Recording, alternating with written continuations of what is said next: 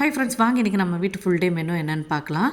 இன்றைக்கி காலையில் வந்து கவுனி அரிசி கூழ் தாங்க செஞ்சுருந்தேன். நான் அப்படியே அரிசியாக வேக வைக்கலாம் தான் நினச்சா, அப்புறம் டைம் ஆயிடுச்சுன்னு சொல்லிட்டு மிக்சியில் ஒரு ஓட்டி அப்படியே குக்கருக்குள்ளே வச்சு வேக வச்சு எடுத்துக்கிட்டேங்க. அதை நல்லா ஆற வச்சு தயிர் கலந்து தான் வச்சுருக்கிறேன். அது கூட கொஞ்சமாக பெரிய வெங்காயம் மட்டும் பொடிசாக கட் பண்ணி சேர்த்துருக்குறேங்க. இந்த சிறுதானியமெல்லாம் குக்கரில் வேக வைக்கும்போது ஒரு விஷயம் கவனிச்சிருக்கீங்களா? விசில் அடிக்கும்போது சும்மா அடித்து தூள் கிளப்பி சுற்றி இருக்கிற இடத்தையும் சரி குக்கரையும் சரி நாஸ்தி பண்ணி விட்டுரும். அதையெல்லாம் சுத்தம் பண்ணுறக்குள்ளே நம்மளுக்கு போதும் ஆயிருங்க. அதனால் ஒரு சின்ன டிப்ஸ் சொல்கிறேன், ஃபாலோ பண்ணி பாருங்கள். இந்த சிறுதானியம் குக்கரில் வேக வைக்கும்போது ஒரு அரை ஸ்பூன் நெய் விட்டுட்டு அப்புறம் வேக வச்சிங்கன்னா ஆர்ப்பாட்டமே இல்லாமல் சத்தம் இல்லாமல் வெந்து கிடைக்கும். ட்ரை பண்ணி பார்த்துட்டு சொல்லுங்கள். அப்புறம் இன்றைக்கி நம்ம கூழுக்கு என்ன சைட் டிஷ்ஷுன்னு பார்த்தீங்கன்னா, வெள்ளை கொண்ட கடலை வேக வச்சுருக்கேன், தாளிக்கலை. அதை கொஞ்சமாக, அதுக்கு பேர் என்ன, சாட் மசாலா, அதை போட்டு ஒரு பிரட்டியிருக்கேன். அவ்வளோதான்.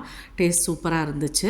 அப்புறம் இன்றைக்கி வீக்கெண்டுங்கிறங்காட்டிக்கு வீட்டில் இருந்த மிச்சம் மீதி இருக்கிற எல்லா காய்கறியும் எடுத்து அதில் பாதி பொரியலும் செஞ்சுட்டு பாதியை குழம்பும் வச்சாச்சு.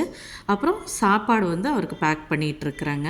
நல்லா சுட சுட சாப்பாடு. காலையில் சிறுதானியம் எடுத்துக்கிட்டங்காட்டிக்கு இப்போ நார்மல் சாப்பாடு தான். அப்புறம் கேரட், பீன்ஸு, உருளைக்கிழங்கு, சின்ன வெங்காயம்லாம் போட்டு ஒரு சூப்பரான சாம்பாருங்க. நல்லா டேஸ்ட்டாகவே இருந்துச்சு. அதையும் பேக் பண்ணி எடுத்து வச்சுக்கலாம். அப்புறம் இன்றைக்கி பொரியல் பார்த்திங்கன்னா கோவக்காய் இருந்தது. அதை கத்திரிக்காயெல்லாம் வதக்குவோம் இல்லைங்களா, அந்த மாதிரி சூப்பராக வதக்கியாச்சு. அதையும் பேக் பண்ணி எடுத்து வச்சுக்கலாம். அப்புறம் டின்னருக்கு என்னென்னு பார்த்தீங்கன்னா, சாஃப்ட் லேயர் சப்பாத்தி தான். 2 ஃபாயில் ரேப் பண்ணி கொடுத்து அனுப்புகிறேன். சப்பாத்திக்கு சைட் டிஷ் வந்து நம்ம மிக்ஸ்டு வெஜிடபிள் பொரியல் தான்.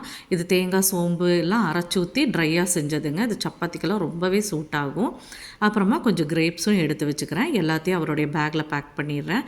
அவ்வளோதான். இந்த வீடியோ பிடிச்சிருந்ததுன்னா லைக் பட்டனை தட்டி விடுங்க. தேங்க்ஸ் ஃபார் வாட்சிங்.